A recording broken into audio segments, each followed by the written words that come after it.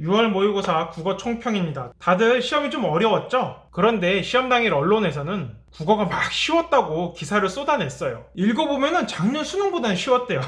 당연히 쉬워야죠. 도대체 뭐하러 국어가 쉬웠다는 식의 기사를 썼는지 잘 모르겠어요. 하여튼 작년에 수능이 너무 어려웠어가지고 31번과 같은 초고난도 문항은 내지 않겠다, 이렇게 평가원에서 발표를 하는 바람에 올해 모의평가란 수능은 좀 쉽지 않을까? 이렇게 막 행복회로 돌리면서 국어 공부를 좀 대충 했던 학생들도 있던 것 같아요. 그런데 제가 이 절대비기 첫 번째 꼭지에서 뭐라 그랬어요? 시험은 계속 어려울 것이라고 생각하고 준비합시다 라고 했어요. 그 이유는 평가원장의 발표 때문이었어요. 이렇게 이야기했죠. 국어 31번과 같은 초고난도 문항 출제를 지양하는 그런 문제 내지 않는 방안을 적극적으로 검토하겠다. 그런데 내년에는 난이도 급변이 없도록 예년 출제 기조를 안정적으로 이어가겠다. 이거 무슨 말이에요? 어렵게 내겠다는 거예요. 예년 출제 기조가 원래 어려운 거였어요. 작년만 특별히 어려웠던 게 아니라 계속 어려운 추세였다고요. 그래서 평가원장 말대로라면 고난도 문항만 안 나오는 거지 어쨌든 계속 전반적으로 어려운 국어일 것이다 라고 선언을 한 거예요. 그럴 수밖에 없는 외적인 이유에 대해서는 제가 이 책에서 소개를 해놨죠. 하여튼 영역별 공부 방법을 짧게 얘기하자면, 문학, EBS 보세요. 저는 제가 학원 강사를 했었어도 문학 안 가르치고 그냥 EBS 보라 그랬을 것 같아요. EBS 문학 공부법에 대해서는 제가 절대비기에서 자세히 다뤄놨으니까 참고하면 될 거고요. 문법도 똑같아요. 암기가 중요합니다. 암기만이 살 길이에요. 개념 암기를 반복적으로 철저히 하세요. 문법이 어렵다 막 이런 학생들은요, 외우기를 게을리했어요 이런 자기 고백이랑 똑같아요. 제발 외우세요. 자, 문제는 독서죠. 이거에 대해서 좀 자세히 이야기를 해볼게요.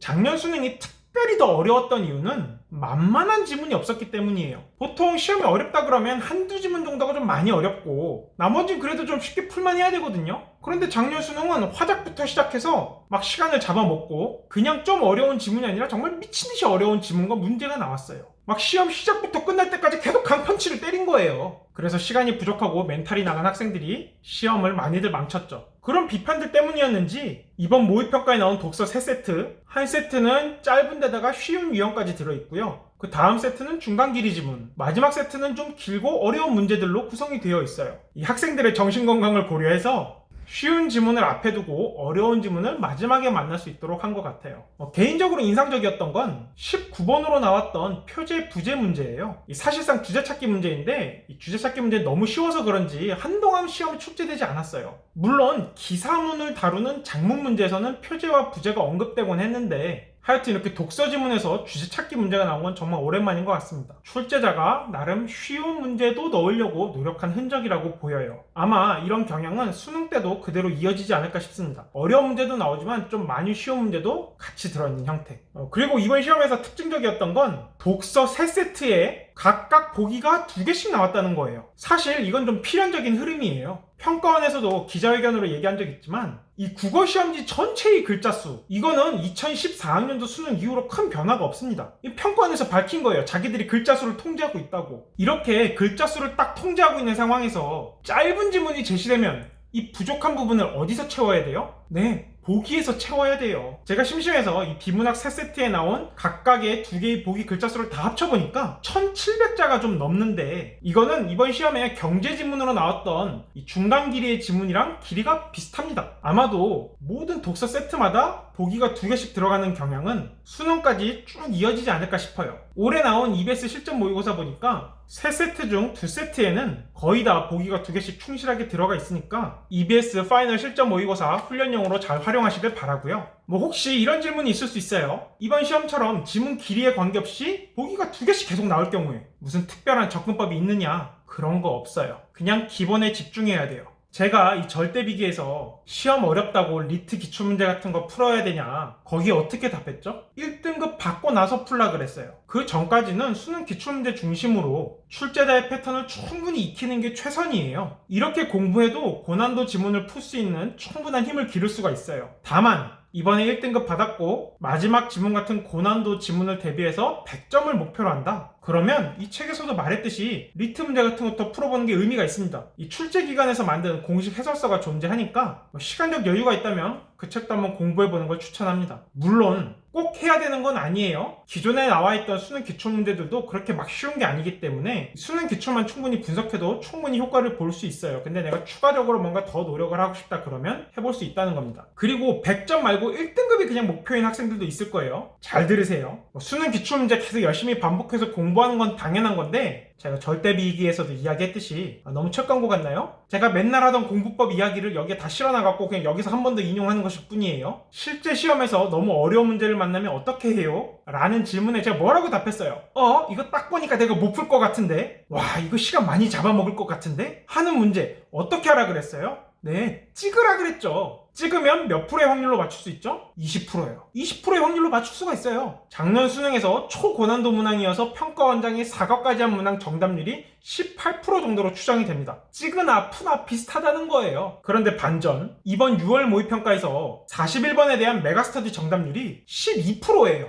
이상하죠? 찍어도 정답률이 20%는 나와야 되는데 100점이 목표가 아닌 학생들은 이런 문제 봤을 때 어떻게 해야 돼요? 딱 문제를 봤는데 감이 쎄하면 선지 다 훑어봤는데도 잘 모르겠으면 고민하지 말고 바로 찍고 내가 풀 수 있는 문제를 계속 열심히 도전하는 게 중요합니다. 어차피 그런 초고난도 문항은 내가 막 시간 써서 막 매달려 봐야 틀릴 가능성이 높아요. 그러니까 전략적인 차원에서 딱 보고 딱 찍고 잊어버릴 수 있는 그런 것도 훈련이 필요합니다. 그리고 이번 시험에서 특히 독서에서 점수를 많이 까먹은 대다수의 학생들, 대원칙은 아주 단순해요. 지문은 시간 투자해서 꼼꼼히 읽되 문제에서 시간을 단축한다. 이게 가능하려면 기출 분석을 통해서 출제자의 패턴을 충분히 익혀놔야 됩니다. 예를 들어 이번 시험 끝나고 제가 받은 메시지 중 하나가 이거였어요. 작가님 안녕하세요. 오늘 육모 봤습니다. 경제지문 읽다 소름 돋았습니다. 기억에서 예방적 차원의 제도이다. 니은에서 예방적 차원의 제도이다. 읽고선 공통점 나왔네? 이러고 29번 문제 보니까 바로 선지에 기억은 니은과 달리 예방적 차원의 제도가 아니다라고 나와 있더군요. 실전에서 기술이 적용되니 느끼는 게 많았습니다.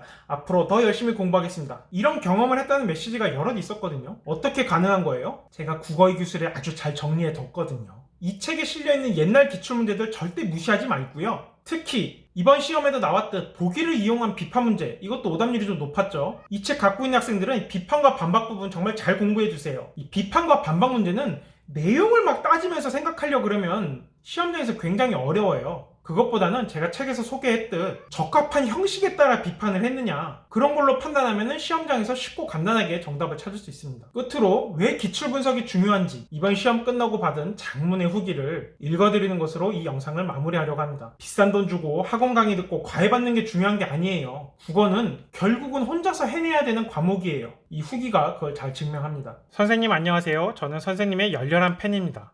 오늘 본 모의고사를 생각보다 잘 봐서 신나서 팸해드려요. 네, 페이스북 메시지로 온 거예요. 물론 제 기준입니다. 88점 맞았는데 제가 얼마나 심각하게 국어를 못했냐면 현역 때는 5등급, 그것도 심지어 국어가 쉽게 출제되던 6년 전 이야기입니다. 이때 5등급이었다가 막판에 국어의 기술 보고 제 국어 역대급 등급인 3등급을 받았습니다. 그 이후 시간이 흐르고 군대 제대 후 여담이지만 선생님 저 27 예비단에서 조교로 근무했는데 왜 선생님 왔을 때 못 봤을까요? 유유. 봤으면 사인이라도 받았을 텐데. 저도 여담인데 저는 공군 헌병 장교로 전역한 후에 예비군 훈련을 진주에 있는 27 예비단에서 4년간 받았고 아직 2년간 더 동원 훈련을 가야 되는 아주 그런 비극적인 상황이에요. 하여튼 종종 27 예비단 가면은 병사분들이 저를 알아봐 주셔갖고 반가울 때가 있습니다. 하여튼 수능을 다시 보려고 고3 때 공부했던 언어의 기술이 생각나서 서점에서 심판으로 구입해 2달 내내 진짜 국어의 기술만 봤습니다. 나중에는 독해력 강화 도구랑 같이 받고 몇 주 전부터는 결국은 어휘력도 보고 있어요.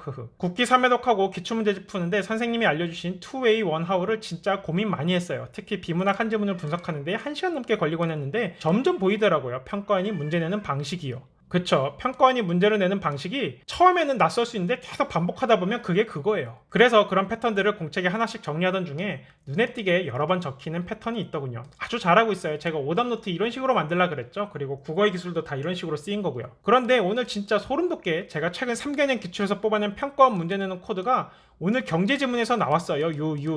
이 코드는 제가 국어의 기술 1권, 올해 버전 1권에는 제가 짧은 쌈지북을 넣어놨는데 거기에도 제가 정말 미친듯이 3번이나 강조해놨던 거죠. 제 시험지에 보면 제가 이거 두 대상 간의 공통점이잖아? 나오겠는데 하고 동그라미 친 게 진짜 선지에 틀리도록 왜곡되어 나와서 바로 뒤도 안 돌아보고 체크한 게 너무 소름 돋아요.